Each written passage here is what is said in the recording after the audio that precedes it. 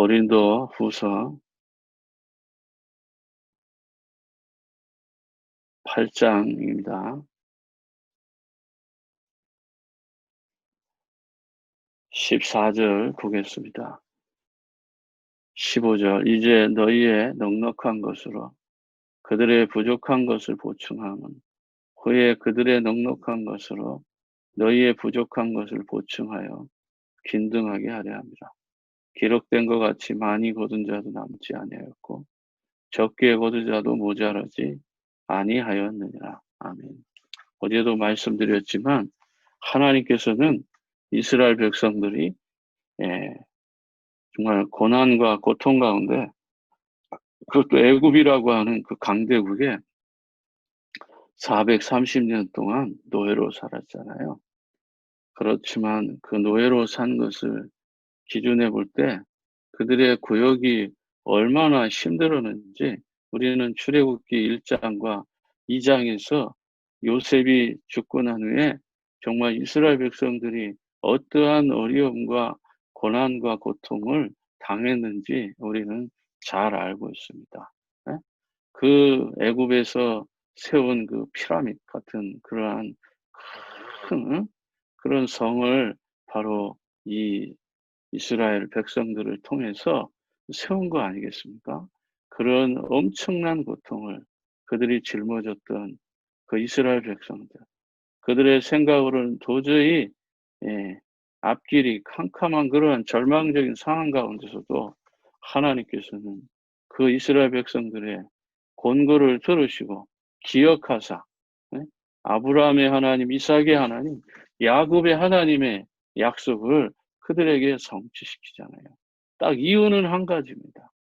430년 동안 고통 가운데 있게 한 이유는 딱 한 가지예요. 창세기 3장 15절 언약을 깨닫게 하기 위한, 피제사 깨닫게 하기 위한 것. 더 구체적으로 말하면 로마서 12장의 말씀 그대로 영적인 예배를 깨닫게 하기 위해서 그런 삶을 허락하신 겁니다. 그런데도 불구하고 그들이 6월절에 어린 양의 피를 바르고 애굽의 모든 신을 꺾고 애굽 왕을 꺾고 그리고 출애굽에서 가나안 땅을 가는데 또 많은 장애물을 만납니다.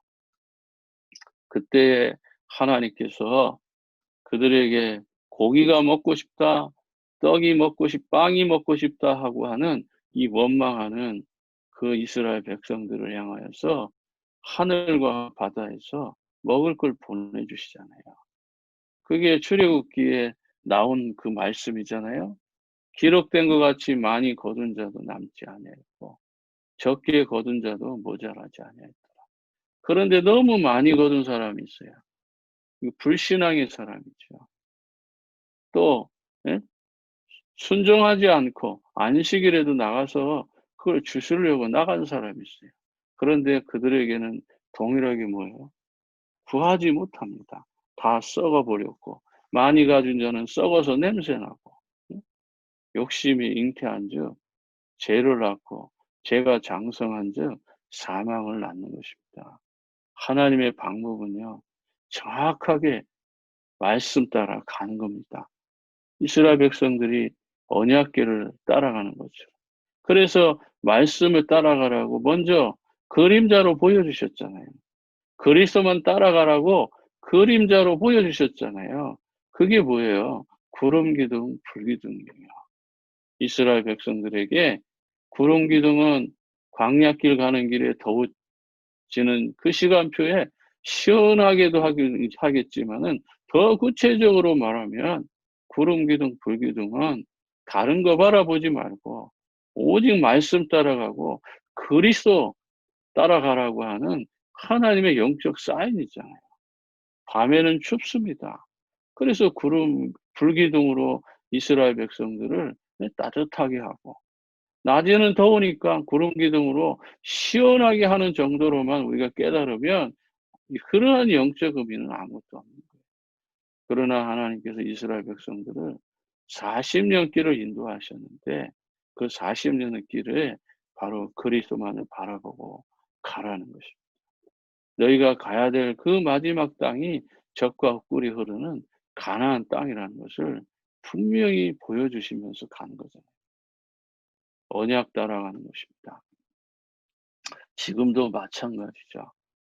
하나님께서 우리의 삶을 많이 거둔 자도 적게 거둔 자도 서로 남지 않고 모자라지 않게 정확하게 각각의 사람에게 각각의 가정에 맞게 하나님이 주시는 것을 누리는 겁니다. 누가 더 잘 살고 누가 못 살고의 문제가 아니고 누가 더 배우고 못 배우고의 문제가 아니고 누가 건강하고 병든 것의 문제가 아니라 모든 조건 속에는 하나님의 뭐가요? 계획이 있다라는 것입니다. 그러므로 우리는 항상 예수 그리스도에 대한 소망을 잃지 말아야 됩니다. 왜 교회가 힘이 없고 왜 교회가 부흥하지 않고 왜 교회 성도들이 방황을 하느냐? 더 나아가서 이 세상이 왜 타락하고 이 세상에 범죄와 사건과 사고가 더 많이 일어나느냐? 그것을 통해서 우리의 모습을 보라고 하는 하나님의 음성이 그 속에 담겨져 있는 거예요. 그러므로 우리의 작고 큰 많은 문제들을 통해서 다시 한번 하나님의 말씀으로 나를 바라보라고 하는 하나님의 뜻이 거기에 담겨져 있기 때문에 그래서 교회의 중직자들이 정말 복음으로 답이 나지 아니하고 그리스도로 결론 나지 아니하면 결국은 니고데모처럼 답 없는 신앙생활 반복하는 거예요. 니고데모가 바보입니까? 유대인으로서 그 당시에 교사로서 랍비로서 바리새인으로서 예? 물질로도 전혀 부족하지 않은 사람이에요. 그런데 그런 그가 뭐예요? 한밤중에 예수님을 왜 찾아오십니까? 그 시대의 중직자요. 그 시대의 교육자요. 그 시대의 사회적 지도자입니다. 그런 자가 밤중에 예수님 찾아와서 뭐라고 말하죠? 내가 어떻게 하면 영생을 얻을 수 있습니까? 구원에 대한 확신이 없다 이 말이에요. 구원에 대한 축복이 없단 말이에요. 내가 이러다 죽으면 정말 천국 갈까? 지금 고민하고 있다는 것이죠. 고민하고 있다는 것 자체가 은혜죠. 그래서 예수님이 요한복음 3장을 다 할애해서 그 말씀이 바로 니고데모에게 전달해 준 말씀이에요. 결국은 그가 말씀을 깨닫고 점점 변화되어져서 나중에는 자기 재산을 들여서 예수님의 죽음을 준비하시잖아요. 하나님의 방법. 그러므로 우리의 삶 가운데 하나님의 뜻을 이루어가는 것입니다. 하나님의 나라가 세워져 가는 것이 기쁜 거예요. 한 영혼 한 영혼을 사랑하고 그 영혼 하나하나에 하나님의 마음이 담겨져 있고 하나님의 음성이 담겨져 있고 하나님의 축복이 거기 담겨져 있는 거예요. 그것을 우리가 깨달아 가는 것입니다. 그러나 정말 영적인 답이 없으면 아무리 훌륭한 예배, 장엄한 예배, 예루살렘에 수백만 명이 모여서 예배드리고 돌아간다 할지라도 어쩌면 에디오피아 내시처럼 답 없이 돌아간 사람들도 많을 것입니다. 하나님은 한 영혼 한 영혼이 방황하지 않고 말씀 따라 응답받기를 원하십니다. 그게 하나님의 방법이에요. 그러므로 오늘 14절에 보니까 이제 너희의 넉넉한 것으로 그들의 부족한 것을 보충함은 후에 그들의 넉넉한 것으로 너희의 부족한 것을 보충하여 균등하게 하려 합니다. 지금 넉넉해서 그들의 부족함을 도왔다고 하면 그걸로 끝나는 것이 아니라 우리도 언젠가는 적어지고 부족해지고 기근을 만나고 흉년을 만날 그때가 온다는 거예요. 그들만 어려워지는 것이 아니다. 우리가 그들을 도왔기 때문에 또한 그들이 우리를 도운 날도 있다. 이게 서로 합력해서 선을 이루어가는 것이지 어쩌면 우리가 뭐냐 너희들에게만 도움을 주는 것이 아니다. 하나님의 주신 이 은혜를 우리가 균등하게 받아봐야죠. 그래서 광야길에서 이스라엘 백성들이 물이 없다 했을 때 모두에게 물을 주시잖아요. 모두가 고기 먹고 싶을 때 그들에게 공평하게 고기를 주시고 만나를 주시고, 그리고 그들을 인도하시는 거 하나님.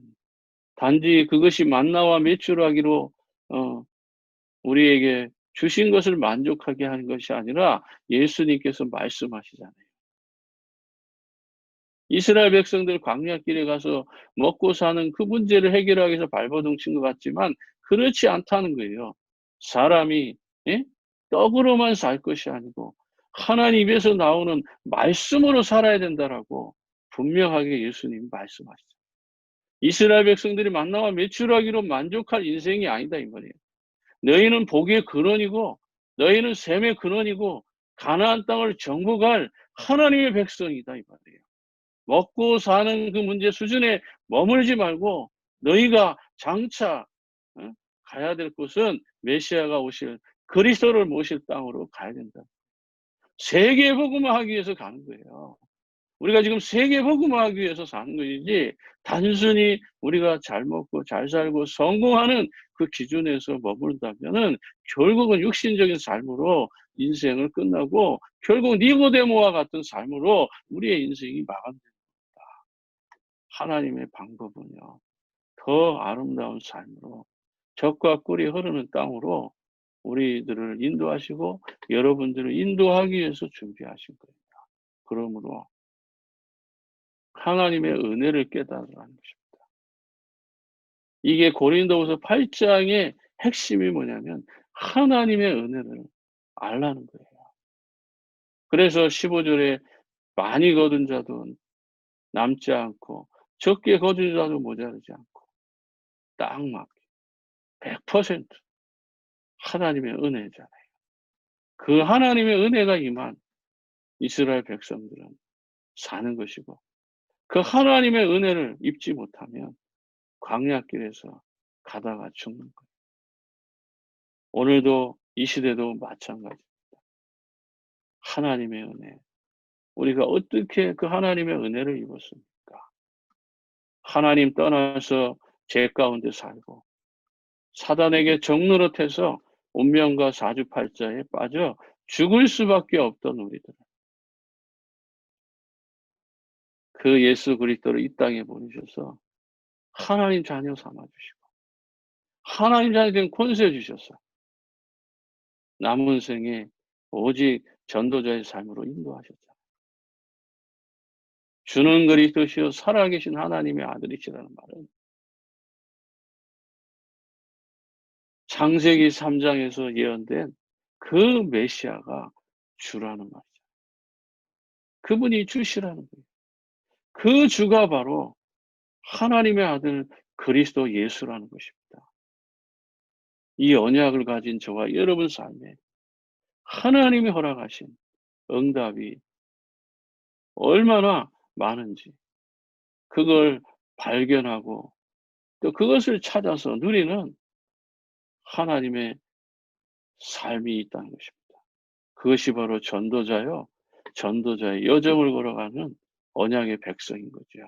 그래서 이스라엘 백성들이 40년 동안 광야길을 갈 때 어복도 헤어지지 않고 발도 부러뜨지 않고 전갈과 뱀에 물리지 않고 하나님이 인도하신 이유가 뭐예요?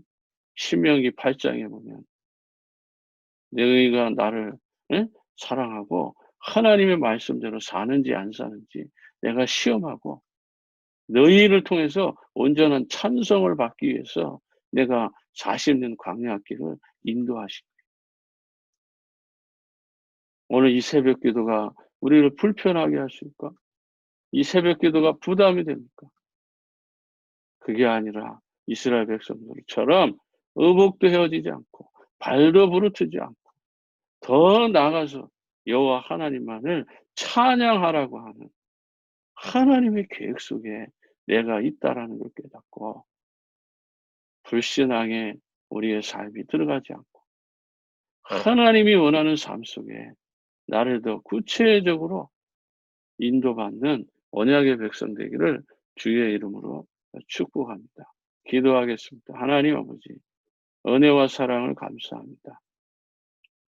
하나님이 주신 것을 가지고 성령의 인도 따라서 정말 하나님이 필요한 곳에 우리가 있게 하옵시고, 하나님의 관심과 하나님의 주제와 하나님의 목적에 우리의 삶이 방향 맞추도록 인도해 주옵소서.